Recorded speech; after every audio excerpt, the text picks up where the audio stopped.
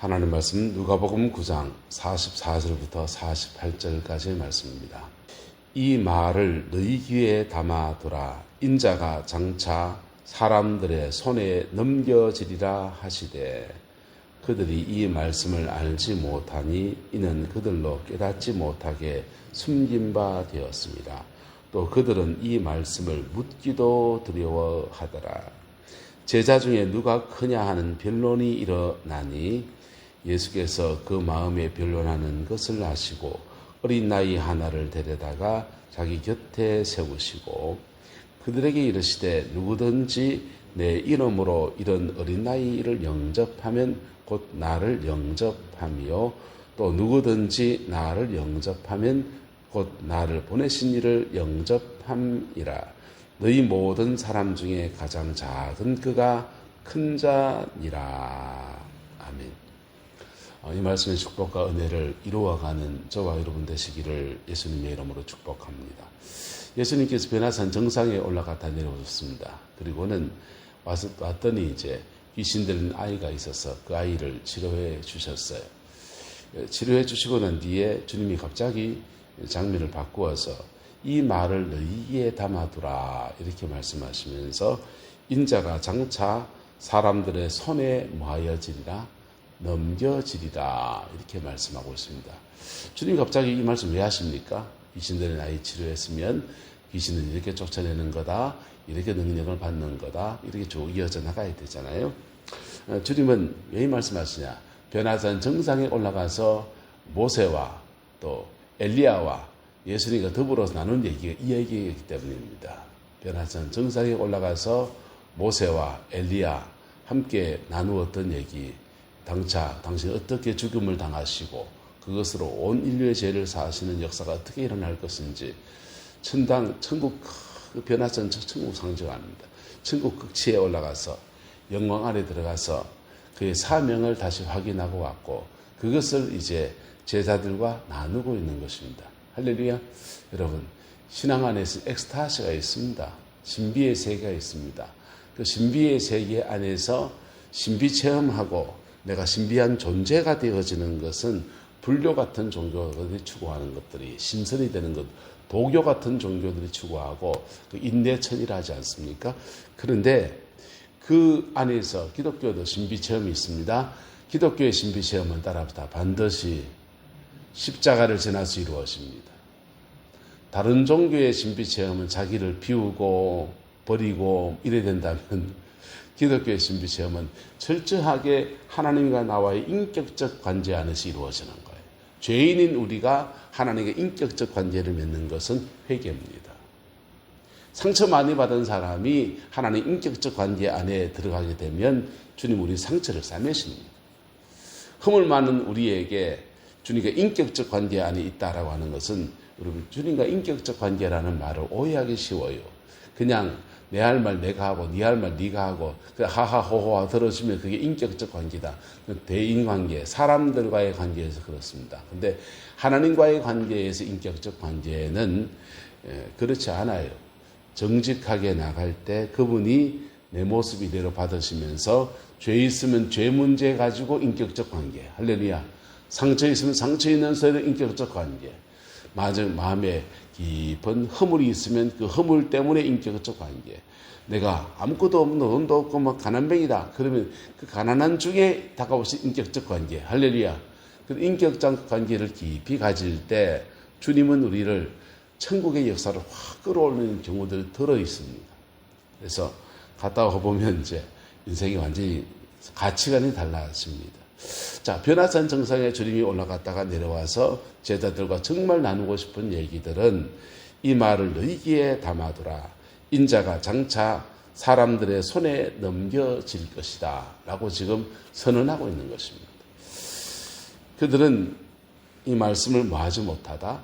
알지 못하니 해석을 해 주었습니다. 이는 그들로 뭐하지 못하게 깨닫지 못하게 숨긴 바 되었다 했어요. 제자들은 숨겨진 이야기였다는 겁니다. 숨겨진 이야기인데 왜 합니까? 깨닫게 되는 날 오거든요. 그 사건이 일어나고 난 뒤에 깨달아지고요. 그때 예수님 그 말씀하실 때 그게 이 말씀이었네. 그리고는 성령을 받고 난 뒤에는 그 말씀은 이렇게 이루시려고, 우리 이런 구원을 주시려고 우리 이렇게 주님이 그 길을 걸어가셨구나, 일어나고 난 뒤에 깨닫는 것입니다. 또 그들은 이 말씀을 묻지도 두려워하였다 했어요. 그런데 그 말씀을 듣고 깨닫지 못하니까 나타난 반응이 있는데, 제자 중에서 누가 크냐라고 하는 변론이 일어났다는 겁니다. 누가 크냐? 누가 크냐? 누가 크냐? 예수님의 12제자 누가 큽니까? 베드로가 나이가 제일 많습니다. 결혼도 했고요. 그리고 예수님 때문에 어쩌면 장가가고 아내도 있고 아이들도 있을 텐데 처자식 다 내놓고 왔으니 가장 많은 것을 내려놓은 사람일 수 있어요. 요한과 야고보는 예수님의 외가족 친척입니다. 그리고 예수님의 음성을 가까이 듣는 3인방이었습니다. 그래서 이 세 사람이 가장 크다라고 할 수 있어요. 셋 중에 누가 크냐? 베드로가 크냐? 야고보, 요한이 크냐? 이런 논쟁들 속에 여러분, 야고보와 요한의 어머니가 와서, 살로메가 와서 이 청탁까지 하지 않습니까?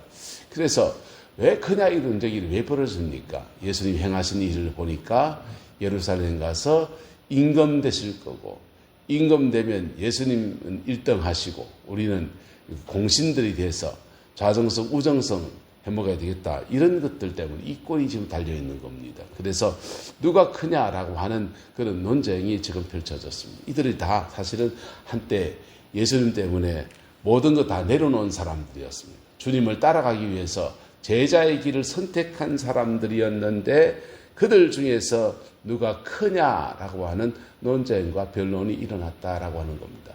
뭘 알지 못해서? 십자가의 의미를 알지 못해서. 십자가의 의미를 알지 못해서. 여러분, 십자가의 의미는 우리 죄를 위해 구속하신 은혜예요.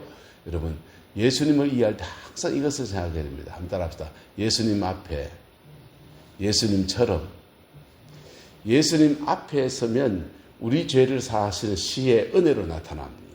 우리 죄를 사하시고 우리의 상처를 싸매고 십자가 앞에 설 때 우리 죄를 사하시고 우리 아픔을 치료하시고 우리의 모든 연약함을 고치시는 은혜로 나타나요.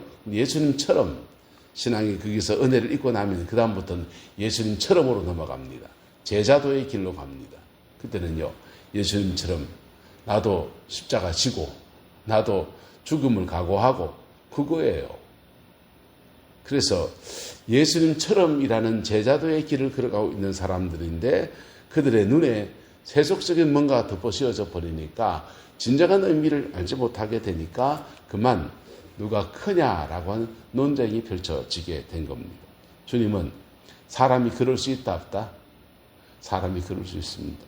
그래서 그 마음에 변론하는 것을 아시고 어린 아이 하나를 데려다가 자기 곁에 세우시고 누구든지 내 이름으로 이런 어린 아이를 영접하면 곧 나를 영접함이요 또 누구든지 나를 영접하면 나를 보내신 이를 영접함이라. 너희 모든 사람 중에 가장 작은 그가 큰 자다 말씀하셨습니다. 이렇게 말씀하셨는데도 살로메를 통해서 막 청탁합니다. 내 좌우편에 앉는 것은 내가 정한 것이 아니고 하나님이 정한 사람에게 줄 텐데 그 잔을 받을 수 있겠냐? 받을 수 있습니다! 라고 외쳤습니다. 그 자리가 어디입니까? 예수님 좌우편의 자리가요. 십자가에 매달리는 자리예요.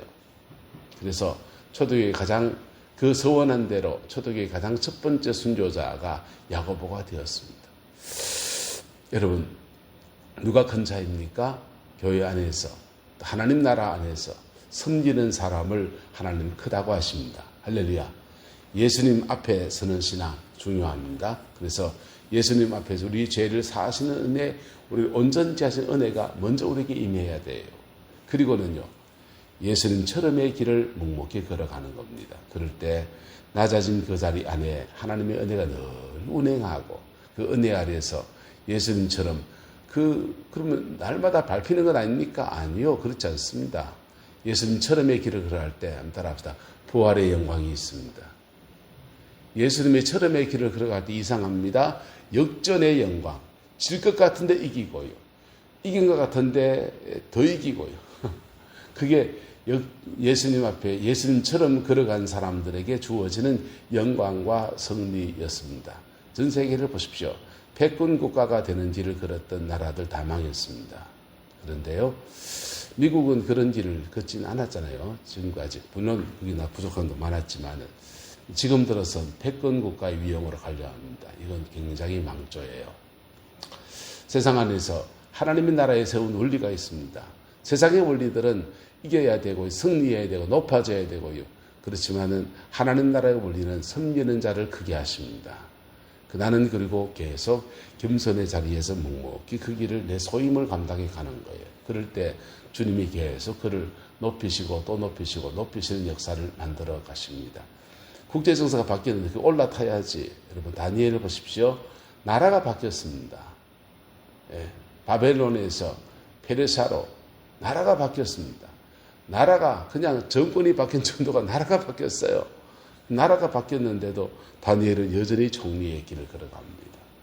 근데요, 나라가 바뀌고 그 엎치락뒤락 하는 간신배들이 모략하고 사자굴에 불못불에 던져지고 별일이 다 일어납니다. 그런데 그런 중에도 그가 하나님의 한 마음, 이스라엘 백성을 중보하고자 하는 그 중심에 불붙는 마음을 포기하지 않고 꾸준히 그 길을 걸어가면서 걸어가는데 하나님은 그를 계속 높이시는 역사를 만들어 가십니다. 높아지려 하는 사람은 낮아지고 주님 앞에 자신의 소임을 감당하며 낮은 자리라도 묵묵히 그 길을 걸어간 사람들은 주님이 높이시는 역사를 지금도 행하시고 그 일들 가운데 우리 가운데도 그렇게 행하실 겁니다.